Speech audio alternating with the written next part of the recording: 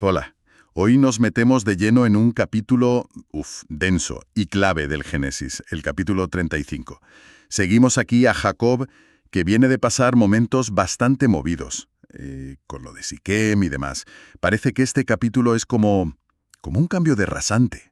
Totalmente. Es un capítulo bisagra, de verdad. Por un lado, tienes a Jacob volviendo a un lugar súper importante de su pasado, porque Dios se lo pide. Vemos cómo se reafirman promesas cruciales de las que definen a un pueblo. Vamos. Pero no todo es tan elevado, ¿no? Para nada. Al mismo tiempo, el texto no se corta un pelo en mostrar las tragedias personales, la muerte, los conflictos familiares y de los gordos. Es como un pequeño resumen de todo: la fe, la pérdida, el legado y, bueno, la complejidad de ser humano dentro de esta historia que es fundamental. Entendido. Pues el plan es un poco desmontar todo esto. Vamos a seguir ese viaje de Jacob, el físico y el espiritual, de vuelta a Betel. Miraremos esas conversaciones con Dios y luego, bueno, entraremos en los líos familiares. Que no son pocos. Exacto. Un nacimiento con luto, la muerte de Raquel, que es central, una metedura de pata tremenda de Rubén y el cierre de ciclo con la muerte de Isaac. Todo mirando solo lo que dice este capítulo 35. Venga, pues empezamos. El capítulo arranca directo, sin rodeos. Dios le dice a Jacob: levántate, sube a Betel y quédate allí, y haz allí un altar al Dios que se te apareció cuando huías de tu hermano Esaú. Una llamada directa a volver a un sitio, con mucha carga, ¿no? En lugar de la escalera, la primera promesa. Es como cerrar un círculo, ¿verdad? Sí, sí. Y fíjate la reacción de Jacob. Es inmediata y muy significativa. No solo obedece, sino que antes de ir pide a toda su casa que se purifique. Les dice: quitad los dioses ajenos que hay entre vosotros, limpiaos y mudad vuestros vestidos. Una limpieza a fondo. Eso de los dioses ajenos es interesante. Y menciona hasta zarcillos que llevaban en sus orejas. ¿Qué es todo eso? No es solo darse una ducha, claro. No, no es mucho más profundo. Es un acto de renunciar a otras cosas y dedicarse solo a Dios. Esos dioses ajenos, pues probablemente eran figurillas, amuletos, cosas que traían de Mesopotamia. Quizá incluso Raquel, ¿recuerdas? Sí, algo trajo. Y los zarcillos. Bueno, a veces en la antigüedad tenían también un rollo religioso o mágico. Entregarlo todo y enterrarlo bajo una encina cerca de Siquem, como dice el texto. Jacob los escondió debajo de una encina. Es un gesto radical. Es como decir: vamos a Betel limpios, sin otras lealtades. Una preparación espiritual de todo el grupo. Y parece que funciona, porque dice el texto que un terror de Dios cayó sobre las ciudades de alrededor y nadie les persiguió. Eso suena, bueno, suena fuerte. Una protección divina directa. Así se interpreta, sí. Es una forma de decir que, oye, si haces lo que Dios te pide, Él te protege. Sobre todo después del lío de Siquem, con Simeón y Leví, pues esto les asegura poder llegar a Betel sin problemas. Vale. Y una vez allí, en Luz, que el texto nos recuerda que era el nombre antiguo, Jacob cumple, construye el altar. Y el nombre que le da, el Betel, Dios de la casa de Dios, es potentísimo. Conecta este momento con aquella primera vez. No solo casa de Dios, sino el Dios de la casa de Dios. Subraya que Dios está ahí, activo. Justo después de construir el altar, meten una nota ahí como de pasada, ¿no? La muerte de Débora, la nodriza de Rebeca, la madre de Jacob. La entierran y llaman al sitio Alon Bakut, el roble del llanto, porque este detalle aquí parece un poco aleatorio. Buena pregunta. Hay varias ideas, ¿eh? Puede ser simplemente un dato histórico. Murió alguien querido de la familia, que seguramente conocía a Jacob desde pequeño, y su muerte allí pues le da un toque humano, de duelo, a ese momento de renovación espiritual. Pero también podría tener otro significado, ¿sabes? Quizá marcar el fin de una conexión con la generación anterior, la de Rebeca, justo cuando Jacob está como consolidando su propio papel.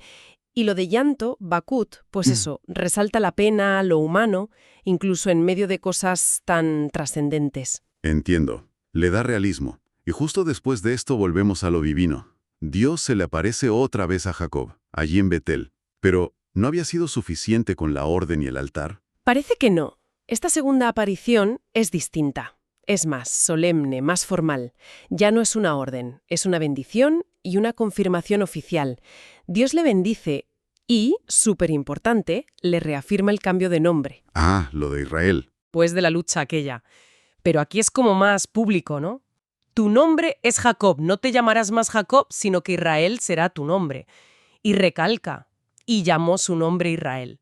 No es repetirse por repetir, es confirmarlo en el lugar sagrado Betel, cimentar esa nueva identidad.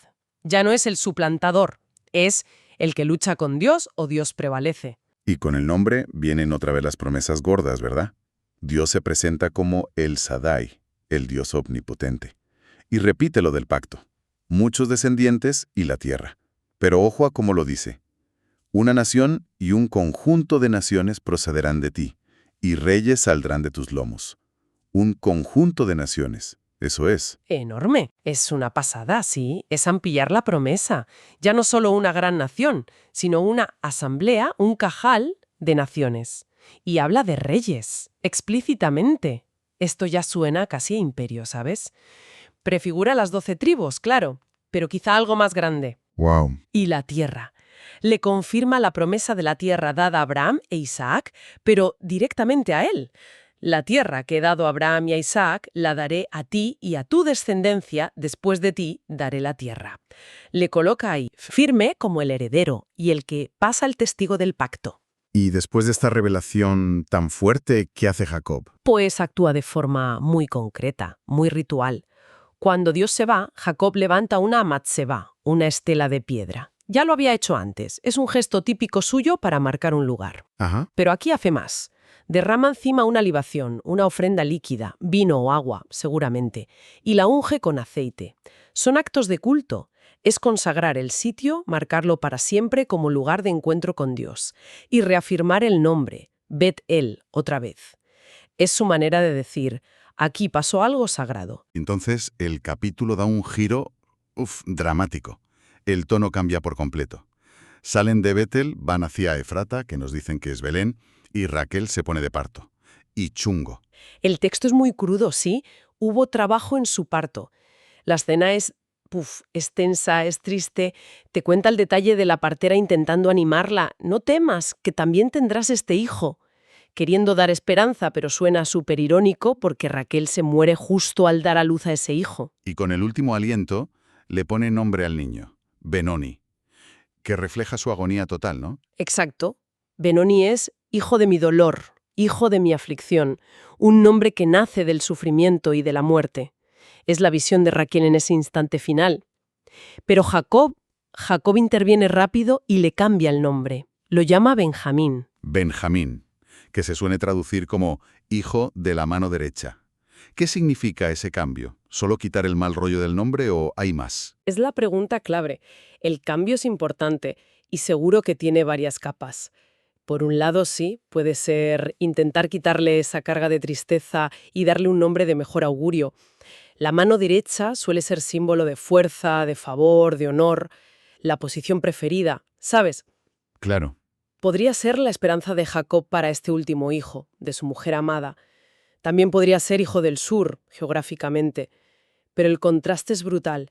El nombre de la madre, puro dolor y muerte, y el del padre, mirando quizá al futuro, al estatus, refleja toda la tensión de ese nacimiento tan trágico. Y entierran a Raquel allí mismo, en el camino de Efrata, la cual es Belén. Y Jacob pone otro pilar, esta vez en su tumba.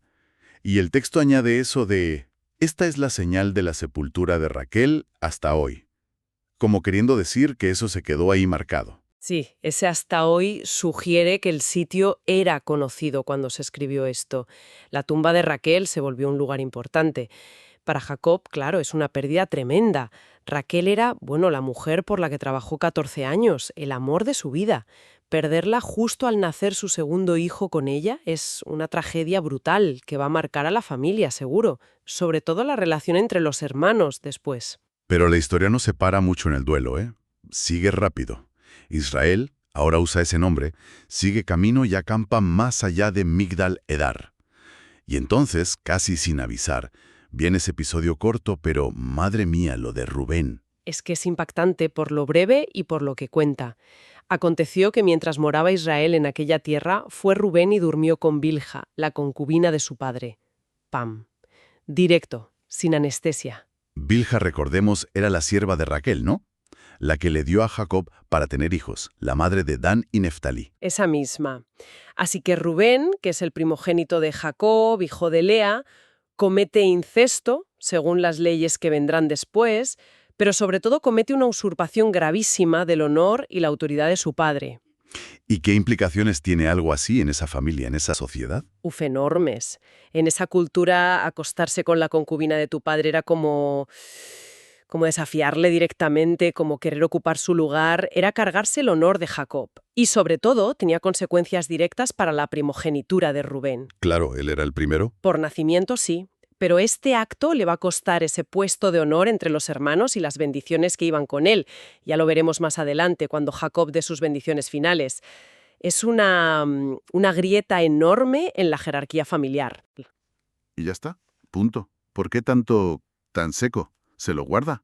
Esa brevedad es a propósito, y funciona muy bien narrativamente. No hay gritos, no hay castigo ya mismo, solo el peso de esa frase, llegó a saber Israel. Crea una tensión brutal, latente. Sabes que algo tan gordo no puede quedar así, pero el texto lo deja para más adelante. Deja que el acto y que el padre lo sepa resuenen. Sugiere una herida muy honda, de una cuenta pendiente que se saldrá. Es un ejemplo genial de cómo el Génesis maneja estos líos familiares sin tener que explicar cada emoción. Y justo después de este momento tan oscuro, el capítulo cambia otra vez de tercio y nos planta una lista, formalita. Los 12 hijos de Jacob por madres. Los 6 de Lea, los 2 de Raquel, los 2 de Bilha, los 2 de Zilpa. ¿Por qué? Justo aquí, después del pecado de Rubén. Seguro que intencionada. Poner la lista completa de los 12 hijos, que son la base de las futuras tribus de Israel, justo después de que el primogénito la haya liado parda. Tiene un efecto muy fuerte. ¿Cómo cuál? Pues, por un lado, puede ser una forma de reafirmar que, oye, a pesar de los fallos internos, la estructura de la familia elegida sigue ahí. Es como decir, sí, ha pasado esto tan feo, pero el plan de Dios para formar este pueblo con estos 12 hijos sigue adelante. Vale. Subraya que la historia de Israel se va a construir con esta gente, con sus cosas buenas y sus cosas malas. Y también podría ser un contraste. Mientras Rubén se ha descalificado a sí mismo, se nos recuerda el grupo entero del que forma parte, pero donde su liderazgo ahora está en duda. El capítulo ya va terminando. Jacob llega por fin a ver a su padre, a Isaac en Mamre, en Kiriat Arba. Hebrón, vamos, el sitio donde habían vivido Abraham e Isaac. Es como volver a la raíz del todo. Exacto. Es el final de ese viaje larguísimo de vuelta. Después de décadas fuera, de tensiones, de idas y venidas, Jacob vuelve a casa de su padre. Y es allí donde se cierra la vida de Isaac. El texto nos dice que muere con 180 años, viejo y lleno de días. La fórmula clásica, serena. Y pasa algo importante en el entierro. Lo entierran sus 2 hijos, Esaú y Jacob, juntos. Los hermanos rivales, ahí, en ese momento final. Es una reconciliación ya total. El texto no lo dice así, pero la imagen es muy potente, ¿eh? Los sepultaron sus hijos Esaú y Jacob. Que estén los dos y que actúen juntos en ese último deber hacia su padre, sugiere, como mínimo, una tregua, un respeto mutuo en ese momento tan solemne. Hombre, después de todo lo que pasaron. Claro. Quizá no borra todo el conflicto anterior, pero sí muestra que pueden unirse ante la muerte del patriarca. Cierra la era de Isaac y, en cierto modo, también cierra la fase más dura del conflicto entre ellos dos. Deja el escenario listo para que la siguiente generación, los 12 hijos de Jacob Israel, tomen el relevo. O sea que, resumiendo, este capítulo 35 es una montaña rusa, emocional y teológica. Empieza con Dios mandando volver a Betel, vuelta a la fe. Sigue con la confirmación del pacto, de la identidad de Israel. Se hunde en la tragedia de Raquel y el nacimiento de Benjamín. Nos sacude con la barbaridad de Rubén. Reafirma la estructura de las 12 tribus. Y acaba con la muerte de Isaac y esa imagen de los hermanos juntos en el entierro. Es increíble todo lo que mete en un solo capítulo. De nuevo, es un puente fundamental. Ata al pasado, las promesas a Abraham e Isaac, la historia de Jacob con Betel y lanza hacia el futuro, Israel, las 12 tribus, las tensiones que van a seguir. Y lo fascinante es cómo mezcla lo divino y lo humano, sin complejos. Sí, eso se ve claro. La guía de Dios, la promesa, están ahí siempre. Pero la vida humana está llena de dolor, de pérdida, de pecado, de relaciones complicadas. No idealiza a la familia elegida, ¿eh? La muestra con todas sus grietas.